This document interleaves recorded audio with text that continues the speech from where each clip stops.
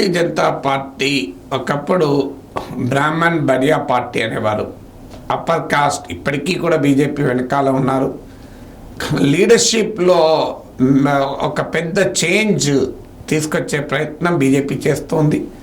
కానీ ఈ లీడర్షిప్ చేంజ్తో పాటు గ్రౌండ్ లెవెల్లో ఒక పెద్ద మార్పు వస్తుంది. దళిత్ ఓటర్స్ కూడా బీజేపీ వైపు షిఫ్ట్ అవుతున్నారు. ముఖ్యంగా 2014 తర్వాత ఈ ట్రెండ్ చాలా క్లియర్గా పర్సెప్టబుల్గా కనబడుతుంది. బీజేపీ నడిపించేది హిందుత్వ పాలిటిక్స్, హిందూ సోషల్ ఆర్డర్లో, కుల వ్యవస్థలో అంటరాని వారిగా ఎక్స్క్లూడ్ అయినటువంటి కమ్యూనిటీస్ దళిత్. సాధారణంగా BJP Hindutva political socio political థింకింగ్కు దళిత్ అట్రాక్ట్ కాకూడదు. కానీ చాలా ఇంట్రెస్టింగ్ పారాడాక్స్ ఏంటంటే బీజేపీ దళితుల్లో తన బలాన్ని పెంచుకుంటుంది. ఈవెన్ మీకు ఉత్తరప్రదేశ్ లాంటి ప్లేస్లో కూడా upper caste Brahmin Thakur vote బేస్తో పాటు బీజేపీకి బలంగా ఉపయోగపడుతున్నది దళిత్ ఓట్ బేస్. ఎందుకు మరి దళితులు బీజేపీ వైపు అట్రాక్ట్ అవుతున్నారు?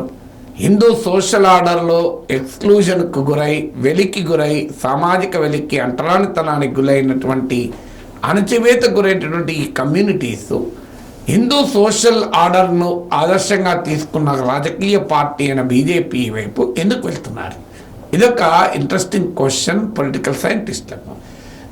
దళిత్ ఓటింగ్ ట్రెండ్స్ని మీరు కనుక పరిశీలిస్తే 1990 వరకు కాంగ్రెస్కు అన్క్వశ్చనబుల్ లీడ్ ఉండే దేశమంతటా దళిత ఓటర్ల పైన.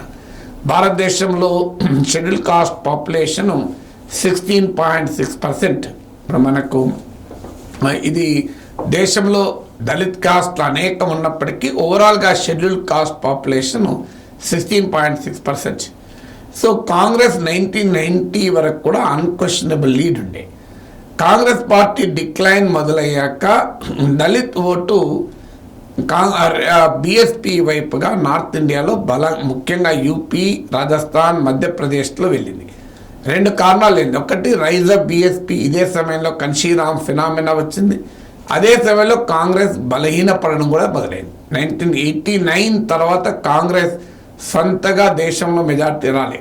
84 ఎలక్షన్సే లాస్ట్ ఎలక్షన్స్ కాంగ్రెస్కు సొంతగా మెజార్టీ వచ్చింది.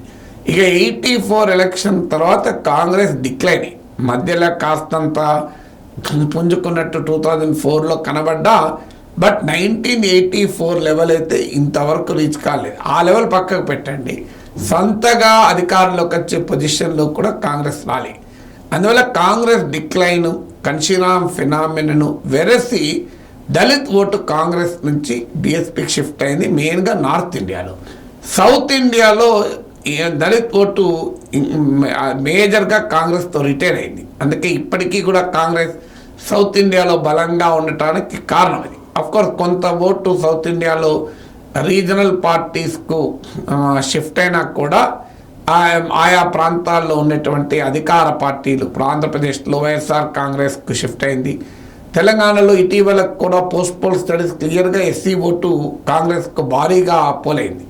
సో ఇలా డిఫరెంట్ రీజనల్ పార్టీస్కి అక్కడున్న లోకల్ పొలిటికల్ ఫ్యాక్టర్స్ వల్ల సౌత్ ఇండియాలో షిఫ్ట్ అయినా, బట్ స్టిల్ ఓవరాల్గా కాంగ్రెస్ దళిత్ ఓటును నిలుపుకుంది. కర్ణాటకలో కూడా అహిందా సోషల్ కోalition సిద్ధరామయ్య ప్రయోగం, అల్పసంఖ్యాకులు, బీసీలు, దళితులు వీళ్ళందరి ఓట్ను కలుపుకొని ఒక సోషల్ కోalition అక్కడ నిర్మించారు.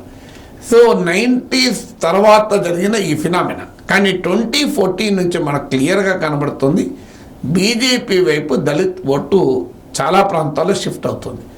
ఎందుకు షిఫ్ట్ అవుతుంది అనే దానికి 4 ప్రధానమైన కారణాలు ఉన్నాయి. ఒకటి, ఆర్ఎస్ఎస్ దశాబ్దాలుగా కన్సిస్టెంట్ ఎఫర్ట్ పెడుతుంది.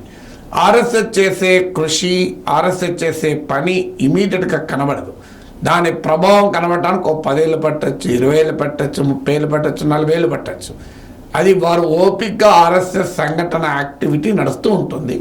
దాని పొలిటికల్ ఎక్స్ప్రెషన్ రావటానికి సమయం పడుతుంది.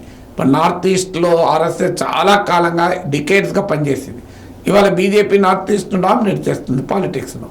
అలా ఆర్ఎస్ఎస్ చాలా వ్యూహాత్మకంగా ట్రైబల్ ఏరియాస్లోను, దళిత్స్లోను పనిచేస్తూ వచ్చింది. దీన్ని ఆర్ఎస్ఎస్ ఇంక్లూజివ్ హిందుత్వ అని దీనికి పేరు, సమ్మిళిత హిందుత్వ అని.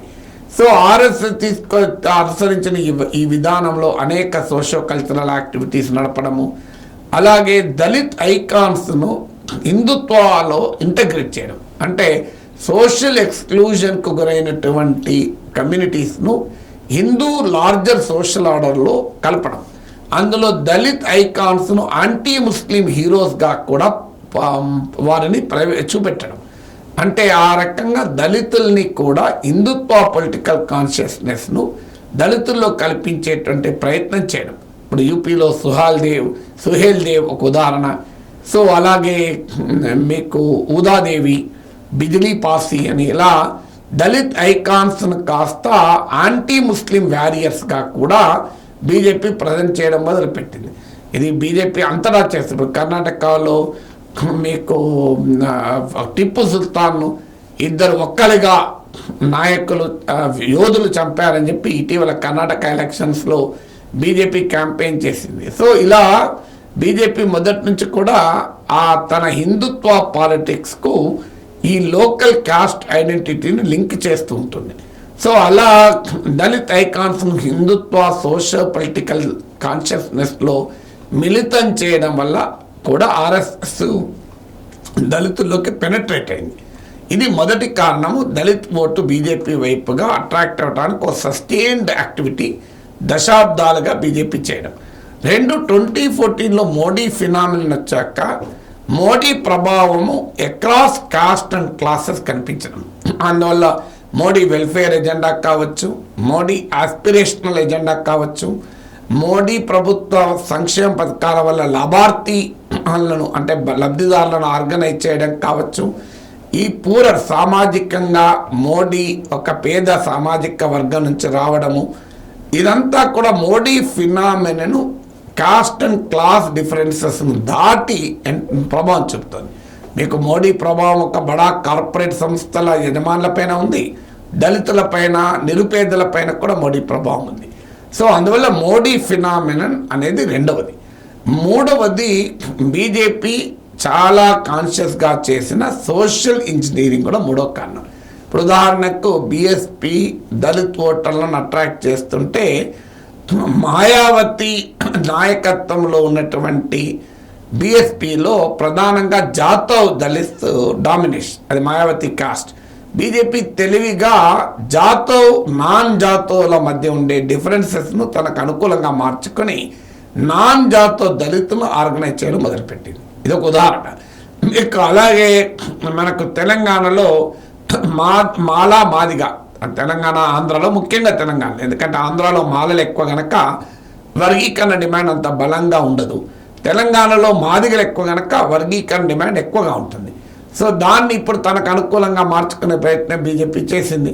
మీరు అసెంబ్లీ ఎన్నికలకు ముందు మోడీ వచ్చి కృష్ణమాదిగ నాయకత్వంలో నేను పనిచేస్తానని ఒక దేశ ప్రధానమంత్రి మాట్లాడడం అంటే మామూలు విషయం కాదు. చాలా తెలివిగా వర్గీకరణ ఉపయోగించుకొని తెలంగాణలో మాదిగ సామాజిక వర్గాన్ని తన వైపు తిప్పుకునే ప్రయత్నం బీజేపీ చేస్తుంది. అందువల్ల బీజేపీ యూపీ నుంచి తెలంగాణ వరకు జరిపిన ఈ దళిత్ సోషల్ ఇంజనీరింగ్ కూడా ఒక ముఖ్యమైన కారణం బీజేపీ వైపు దళితులు టర్న్ కావటానికి. నాలుగవ ఫ్యాక్టర్ బీఎస్పీ డిక్లైన్, బలమైన దళిత్ పార్టీస్ దేశంలో ఎమర్జ్ కాకపోవడం. సో బహుజన్ సమాజ్ పార్టీ కూడా బీజేపీకి అనుకూలమైన ఎత్తుగడ లేడం, అంటే బీజేపీకి ఉపయోగపడే రీతిలో అభ్యర్థులను పెట్టడం, బీజేపీకి ఉపయోగపడే రీతిలో వ్యవహరించడం, బీఎస్పీ దెబ్బతినడంతో ఒక substantial chunk of Dalit voters ఇవాళ బీజేపీ వైపు షిఫ్ట్ అవుతున్నారు. అఫ్కోర్స్ రేపు ఏం జరుగుతుందని చెప్పలేం. అందులో కొంతమంది కాంగ్రెస్ వైపు వెళ్ళొచ్చు, ఎస్పీ లాంటి రీజనల్ పార్టీస్ వైపు వెళ్ళొచ్చు, కానీ బీజేపీ వైపు కూడా ఒక గణనీయమైన సెక్షన్ వెళ్తుంది. అందువల్ల ఈ 4 కారణాల వల్ల దళిత్ ఓటరు బీజేపీ వైపుగా షిఫ్ట్ అయ్యేటువంటి ఒక పొలిటికల్ మార్పు మన దేశంలో చూస్తున్నాం.